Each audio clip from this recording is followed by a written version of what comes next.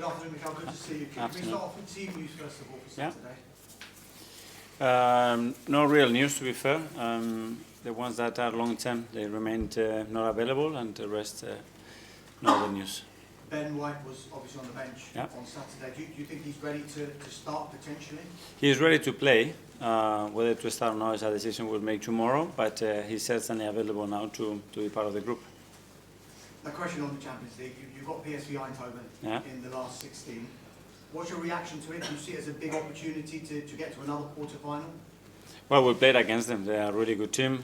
We know that. We have experienced it, and it will be very difficult, like any other Champions League result that we could have got, or any team. So we know what we are facing. When you are at this stage, every team is really, really good. And once the time comes, we'll be ready for it. Just on the title race, Mikel, you've seen Liverpool drop points in 2 of the last 3 games now. If you can beat West Ham, it's a 5-point gap ahead of their game against Manchester City. Is there a growing belief from you and your players that you can come back and claim this title? Well, we have to do our job, and it's going to be a tough one tomorrow against West Ham, and if we do that, obviously we'll be looking at that game on Sunday. But it's 13 games to go still a lot to play, and you can see how difficult it is for everybody to win football matches. So we really need to be there. I know you love watching those big games. Will you be glued to your TV on Sunday and hoping your friend Pep can do you a favour? I'm glued to tomorrow's game. That's what I'm glued, and my full focus is just there. Just generally though, when you do watch these other games, are you a good spectator? What does that mean? As in, do you just watch it and can you relax? Or no, relax, no. Especially when you are playing for these teams, you cannot relax. I relax watching games that don't interfere with our ability to win big trophies. This is the 3rd season now that you've been involved, and really involved in a title race in a row. What experiences do you think you can draw from what's happened in the past 2 seasons to maybe get you over the line this time? But the margins are so small, and everything counts. And we had numbers that any other Premier League title probably you could have won it, and we didn't. So that shows you the level and the difficulty of it. But the fact that we have experienced it obviously helps, because we know what it's going to take to do it. Just a final one from me, Mikel. I spoke to Mikel Marino yesterday, and he was saying that it might have been a good thing that he only knew on the morning of the game that he might be used up front.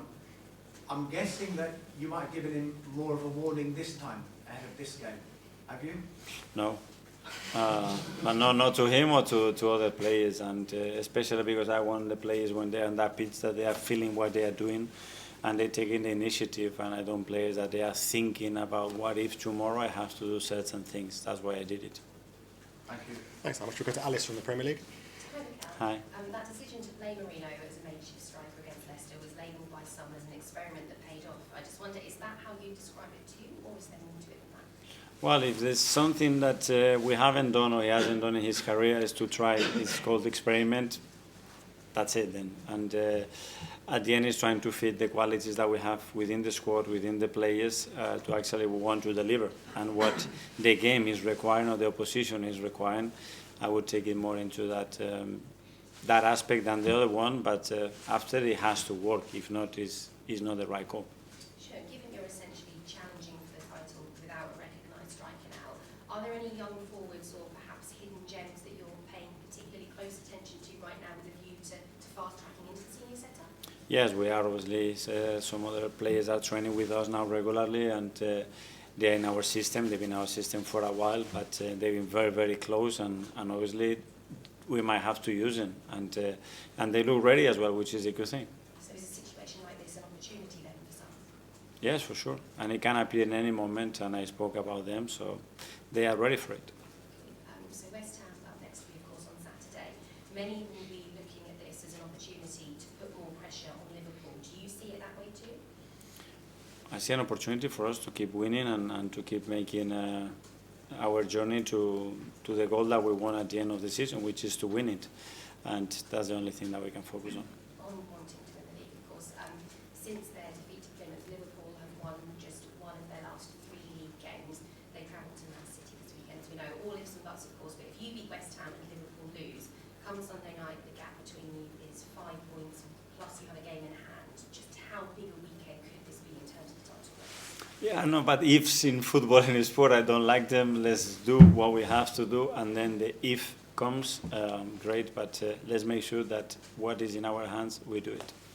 And as for what's in your hands, you yourselves are unbeaten in 15 league games. Given that form, do you sense the momentum kind of swinging back your way a little at just the right time of the season? That's what we need, and that's a very important thing, because when your energy and your belief increases, results are behind you, performances are good, and everybody is having that shift in energy and belief. I think anything can happen. Thank you. Ian, talkSPORT. Hi Miguel, how are you? Good, thank you. Can I ask, are you obsessed by winning the title now this season because you've gone close the last 2 years? I'm obsessed of doing everything that I possibly can every single day to achieve it. That's my obsession. But, I mean, does it literally dominate your thinking from the minute you get up in the morning to when you go to bed at night? No. So you're not that obsessed by it? I'm very obsessed by the process of it. That one, yeah, it consumes my whole day. Yes, I guarantee you that. But it's the process, how you get there. The actual outcome, I cannot control it.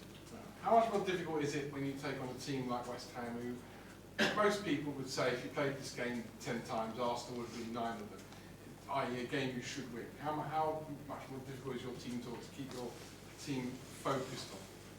Well, I don't think that anybody's thinking that way, because we are very experienced in the Premier League and how difficult every opponent is. We have a history of what happened last year here at home against them. We have the history of what happened with Graham against us at the Emirates. So, very different feeling. And one on Mikel Moreno. Last week, obviously, was it a gamble to put him on as a striker? It did pay off. Would you be prepared to gamble on that for longer, i.e. to start him against West Ham, to start someone who isn't an out-and-out striker?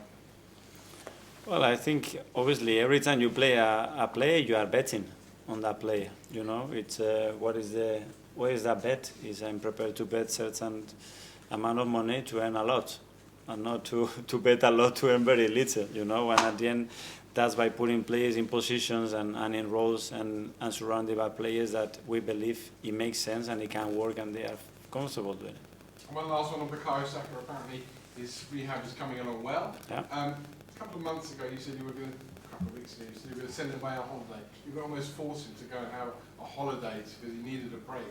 Did he go? Where did you tell him to go? Where did you recommend he went on holiday? He did go. That question is for him if he wants to answer that. Okay, we'll go to Simon from the Standard. Mikel, just on Marino, have you trained with him as a striker this week? Well, we trained the last few weeks with different players, to be fair. He's been one of them, but with other players as well, because it's not only how you can finish a game, how you start a game, how you change if the opponent does something different, and every 3 days as well, we're going to need different options. I just asked you about Raheem Sterling, who's had some sort of difficult performances. Just how is his confidence at the moment, and how much are you trying to sort of build him for what feels like quite a big period for his loan spell here? Into the next one, but Ras is so experienced, and like many other players, that we know that what you did yesterday is not, whether it was really good or not that good, very relevant to the next game, to the next action, and he's fully focused. He's doing really well this week and ready to go again. Do you still feel like he can have a big impact here? Yeah, and he has to have it because we really need him. Tom, Football London. Okay, well, Hi. so a player comes off the bench, scores 2 goals, naturally that leads to a lot of questions about whether he should start the next game. But the fact that he came off the bench in that particular game state, how heavy does that kind of weigh on your mind in then potentially starting a player in a game? What's the difference between that decision that has to be made? Yeah, we believe he was right for that context, but then he made it right. And then starting a game is very different, especially against a team that obviously they have the adaptability to play in different ways, with very different behaviors within different structures that they can use as well, and that's what we have prepared. And just with the Champions League games in March, is there any hope that either of the 2 players in Martinelli and Saka could be called back for either leg of those games? I'm not sure. That's a question for the doctor. Both evolving really well. Probably Guy Martinelli is a bit ahead of Bukayo as well for the extent of that injury, but then we'll have to see the last step in the previous weeks before that, how the boys are feeling, and what we are prepared to do. James, Athletic. Hi, Mikel. Hi. We had some news this week about Takehiro Tomiyasu having a second surgery. It's an interesting situation. He obviously had a procedure at the start of the season, and there's been a long time since then. He's had another one now. Can you tell us a bit about what's been going on with him and why that decision was taken? Well, he's been trying everything that he possibly could to try to avoid it. We did that as well with the department. But at some stage, then he wasn't reacting as good and as rapidly as we needed to. And between all parties, we decided the best thing to do was to have that surgery again. Unfortunately, it's going to keep him out for a long period again. And it's very sad because he's a player that he lives for the game. He is really, really keen to play and be consistent, and when he's at his level, he's an incredible player for us. Something he's spoken about is how mentally challenging this period has been for him as well as physically. What can you do as a manager, and what can the club do to support him through this process? That's what we have to try and we try to do, and we are constantly trying to do. But being a foreign person, you don't have your family here, no relatives, you are on your own and you are on the sidelines for many, many months. And especially him, that his life is football, you know, and when you understand what he does during the day is just a preparation for the next day and be in the best possible condition. And when injuries are denying you that ability to play and fulfill the purpose that you have in your career is very, very tough. And he knows, hopefully, that we are all here. We all been trying to help him, but it's tough, and he needs to go through that. And a lot of moments, because I've been there, is a very lonely process. Okay, last couple in the live section. James, ESPN. Hi. Just talking about sort of momentum and self-belief, and obviously losing Kai was another big blow you've had to deal with this season. Do you sense that the players have recovered from that and they've sort of regained the sense that they can go on in the league, that they actually believe they can go and do it? Yeah, it's just, I don't know, recover or flick the switch and see, okay, what is the opportunity now to do something, again, different, special for him, for the teammates, for all the effort that we have put for so long again and everything that happened. And then it's been very re-energizing as well to say, okay, let's see if we can do that together again. And whatever gaps we have within or holes within the team, we're going to fill them in a different way with different players in different ways. Obviously, you've gone up against City the last couple of years, but the fact that Liverpool are out there in front at the moment, does it feel any different this year to the last 2 years? No, well, we've been in different situations. Sometimes we've been leading, sometimes at this stage we'll be behind, and then we took the lead. Every year feels a little bit different. The ambition, the hope, the willingness, the energy is always there because the prize is so big. I'm asking from the point of view that, you know, you talk to players about maybe reminding them that they're not up against a machine. You know, City have gone and done it year after year, 90 plus points. Liverpool obviously a very good side, but we don't know if they can do that.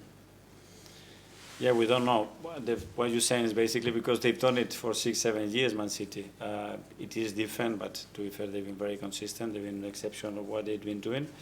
But it's a long journey for everybody, and we have to be there. And Phil at the back. Just Hi. just going back to Raheem, do you think that he's sort of struggling with his